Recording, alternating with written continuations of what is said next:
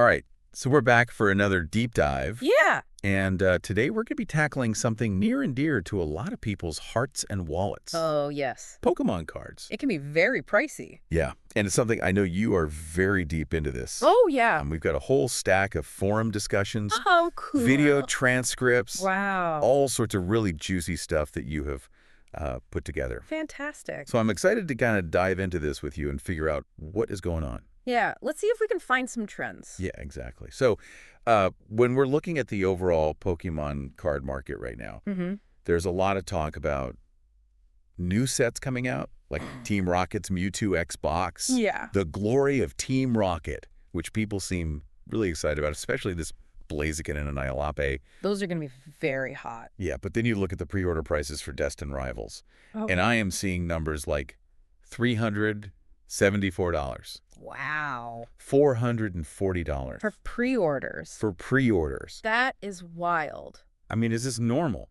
That's very steep. I mean, I know people have FOMO, fear of missing out, so they want to kind of get in early thinking it's going to go up. Right. But it's just, it seems a little bit excessive. Yeah, it's a little bit scary. And you think back to Surging Sparks. Oh, yeah. Prismatic Evolutions. So hard to find. So hard to find. And people are paying up for them still today. Oh, yeah. Big time. So, I mean, it makes you wonder, is Destined Rivals going to be that, or is it just going to be a flash in the pan? A total bust? Yeah.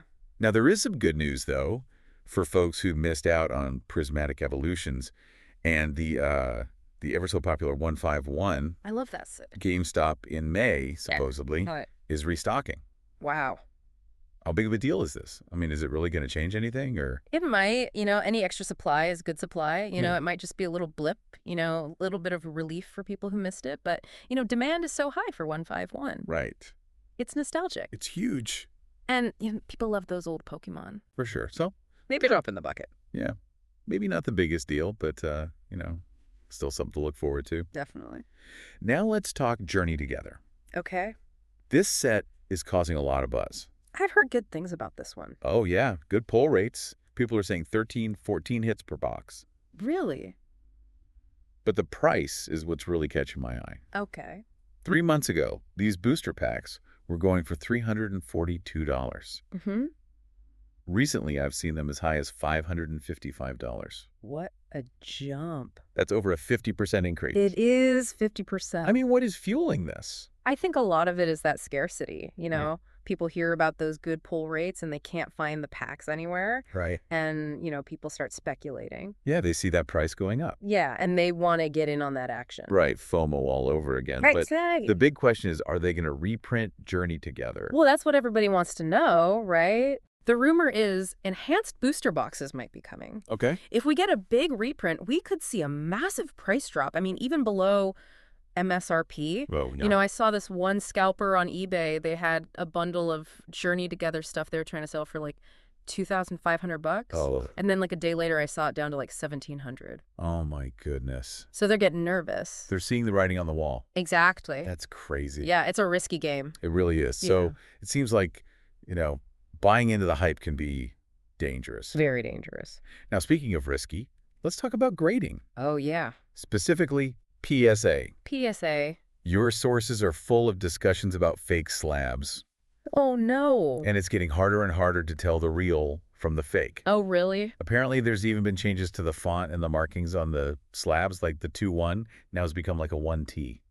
I got to keep an eye out for that. Yeah, it's wild. And there's even references to like the real slabs shown on the PSA website. Okay, so there is a way to check, at least. You got to do your homework. But it's a little bit scary. It is. It's like a constant battle. It's an arms race. Yeah, between the authenticators and the counterfeiters. Yeah, and it really makes you think twice about just trusting that grade. For sure. Like I saw one example in a video transcript where a card had like terrible edges. Oh, wow. And even a missing chunk, and it's still got a PSA 10. That's hard to believe. I know, right? And it makes you wonder, how does that even happen? I mean, I guess, there's so many cards going through PSA. Right. And it's all human grading. Yeah. So there's bound to be some mistakes or inconsistencies. And some people really are taking it into their own hands. Oh, yeah. How so? Like one guy bought 100 copies of an illustration rare. Wow. Just to see how hard it would be to get a PSA 10. Interesting. I mean, that's dedication. It is a lot of money, too. Yeah, but it shows you how much people want that clarity. Yeah. They want to know what they're up against. For sure. Now, we also see this practice of recasing. Recase. Yeah, where they take a card out of an older PSA slab and put it into a new one. Okay.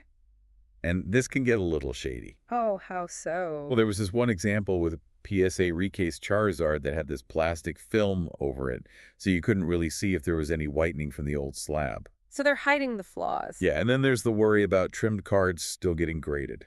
Oh, wow. And it really raises questions about PSA's guarantee. Yeah, I mean, what happens if you buy a card that turns out to be altered? Exactly. That's a lot of money to lose. Yeah, so again, buyer, beware. Do your homework. Always. All right, so stepping back from the grading drama for a second, let's look at the singles market in general. Okay. It seems like things are correcting a bit. Yeah, like a market correction. Yeah, the hype is dying down, prices are coming back to earth. Like what happened with Sword and Shield? They mentioned this Drowsy card as an example. It went up to nearly $70. Wow. And then it came crashing back down. Ouch. Yeah. So it's a reminder that not all hype is created equal. Now, there are some exceptions to this correction. Oh, like what? Well, the Vivid Voltage, amazing rare, complete PSA 10 set, sold for $250. Still pretty pricey. Yeah. And the Rayquaza, amazing rare PSA 10.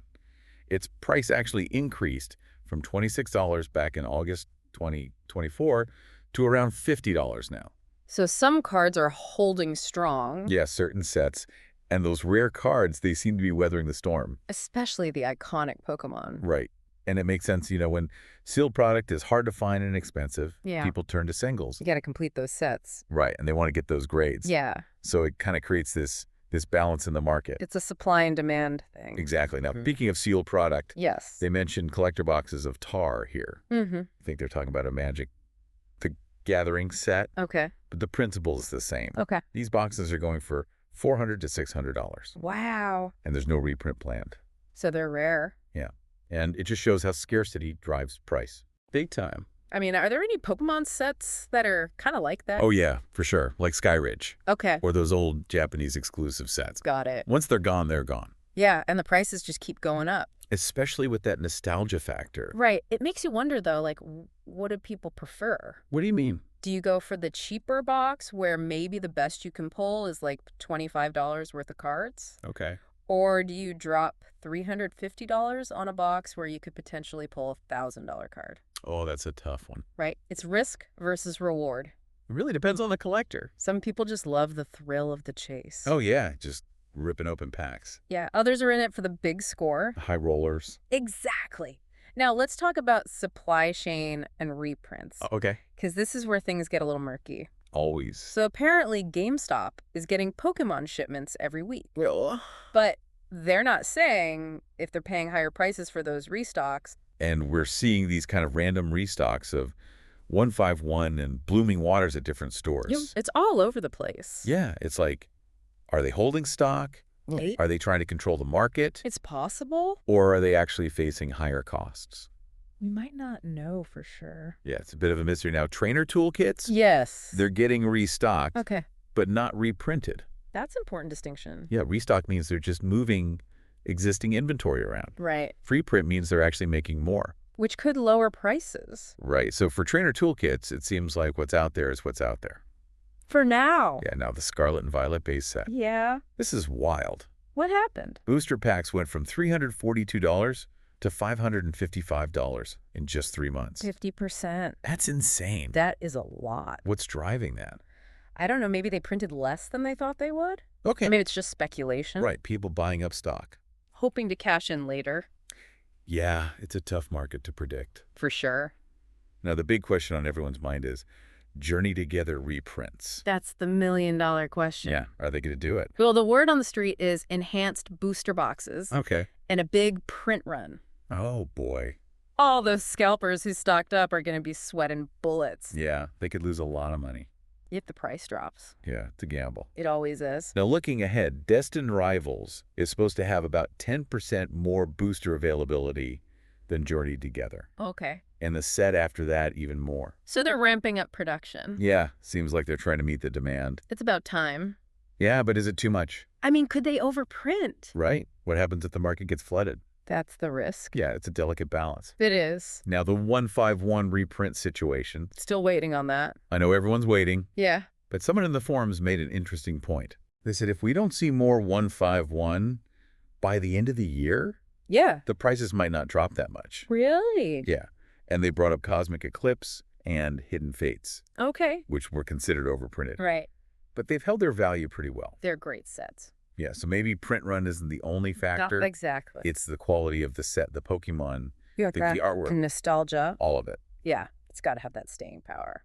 For sure. Now, let's talk about something that could really throw a wrench in the works. Oh, what's that? Tariffs. Oh, yeah. Apparently there's talk of tariffs on imported goods. Which could affect Pokemon cards. Right, because they're made overseas. Yeah. So how would this impact prices? Well, in theory, those tariffs would add to the cost of bringing cards into the country. Okay. And stores might have to raise prices to make up for it. Right. But the thing is, there's so much competition in the Pokemon card market. Right, especially online. Exactly, with PC Player and eBay. Stores can't just jack up prices willy-nilly. Right, people will just go shop somewhere else. Exactly. So the impact might be more subtle. Okay. Maybe slightly higher MSRPs or a gradual increase over time. Got it. So not like a massive overnight price hike. Probably not. Okay, that's good to know. And just to be clear, we're talking strictly about the potential impact on card prices. Right. We're not getting into politics or trade wars. Exactly. We're just focused on your wallet as a collector. Exactly. Okay, now let's get into some of the more nuanced aspects of collecting. Okay. Like what? Well, there's this idea of starting a master set by getting the most expensive cards first. That's an interesting strategy. Yeah, the logic is you lock in those prices Right. because those are the cards that are most likely to go up in value. Makes sense. Yeah. And then you can fill in the rest over time. So you're not chasing those big cards later on. Exactly. Yeah. Now, there's also this advice against trading singles for sealed product, Yeah, that can be risky. right? Because with sealed product, you never know what you're going to get. It's a gamble. Yeah, and you might end up with less value than you started with. For sure. So it's generally safer to just sell your singles and buy the sealed product you want. That's the more controlled approach. Yeah. But of course, there's always the thrill of the unknown. Oh, yeah, the mystery box. Now, they also mentioned this trade-up challenge at an event. Oh, what's that? Apparently, it involves a Mew coin.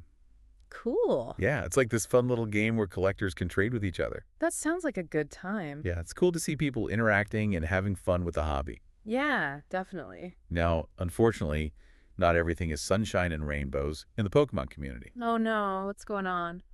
Well, there's talk of market manipulation and shady activities. Like what? Well, they didn't get into specifics, Okay. but it could be things like artificially inflating prices or spreading false rumors. To create demand. Yeah. Or even selling fake cards. That's terrible. Yeah. So it's important to be careful who you're dealing with. Always do your research. Yeah. And use platforms with buyer protection. Good advice. Now, speaking of shady behavior, we can't forget about scalpers. Oh, yeah. Those who hoarded Journey together are probably not too happy right now. Why is that? Because with reprints on the horizon, Yeah. their stock is losing value. Ouch. Yeah. Yeah, it's a reminder that trying to game the system can backfire. Big time. Now, on a lighter note, Okay. they mentioned that Pokemon Worlds is more of a championship tournament Yeah. than a trading card convention. So don't go expecting to buy a ton of cards. Right. It's more about the competition. Gotcha. They also talked about this collector app that people are using to track their collections. Oh, that's handy. Yeah, and there's this giveaway happening on Discord for a Japanese PSA 10 Umbreon Master Ball Reverse Holo. That's a good one. Yeah, it's cool to see how technology playing a role in the hobby It makes things easier. and connects people. For sure. Now, for those who are into misprints, Okay. there's this website called misprint.com. What do they do? They can scan your cards and tell you if they're misprinted. That's neat. Yeah, and apparently misprints can be worth a lot. Really? Yeah, because they're so rare. Makes sense. Now, speaking of rare, Yes. Chinese Pokemon cards. Okay. They used to be associated with fakes, Right. but now there are officially licensed Chinese cards. Really? Yeah, so you got to be careful to know what you're looking at. I wouldn't want to get ripped off. Yeah, nobody does. Yeah. Now, unfortunately, there's always some drama in the community. Oh, what happened now? Well, apparently there's this YouTuber who was doing a giveaway, Okay. and they pulled a really valuable card Mm-hmm. and then allegedly kept it for themselves. Oh, no. Yeah, the community was not happy. I bet. It just goes to show you got to be careful who you trust Definitely. and use platforms with buyer protection. Always. Now, speaking of trust, Yeah. there was another YouTuber who got caught copying content. Oh, no. That's plagiarism. Yeah, it's not cool. Not at all. You got to give credit where credit is due. Right. And support original creators. Absolutely. Now, finally, there's some talk about Whatnot. Oh, yeah. Online marketplace. Yeah, apparently they've had some issues in the past with scams and shady sellers. That's a bummer. Yeah. So, again, buyer beware. Do your research. Always be careful. All right, so as we wrap up this deep dive, Yeah. it's clear that the Pokemon card market is a wild ride. It's a roller coaster. We've got new releases driving hype, market corrections bringing prices back down to earth, creating controversies, For sure. supply chain mysteries, I and even some shady characters lurking in the shadows. It's the Wild West out there. It really is. But despite all that, Yeah. it's still a fun hobby. Definitely. And a great way to connect with other people. For sure. So as you navigate this crazy world of Pokemon cards, Yeah. stay informed. Do your research. Be careful who you trust. Good advice. And most importantly, What's that? collect what you love. Exactly. So I'm curious, what about all this stood out to you? Oh, there's so much to unpack. I know, right? I think for me, it's the reprint situation. Okay. You know, are they going to reprint Journey together? Right. What about 151? Huge questions. Yeah, and how will that affect prices? Exactly. It's a waiting game, It is. but it's exciting. Yeah, and a little bit nerve-wracking. Definitely. So for you listening out there, what are you most curious about? What piqued your interest? What are you going to be keeping an eye on in the Pokemon card market? Let us know. We'd love to hear your thoughts.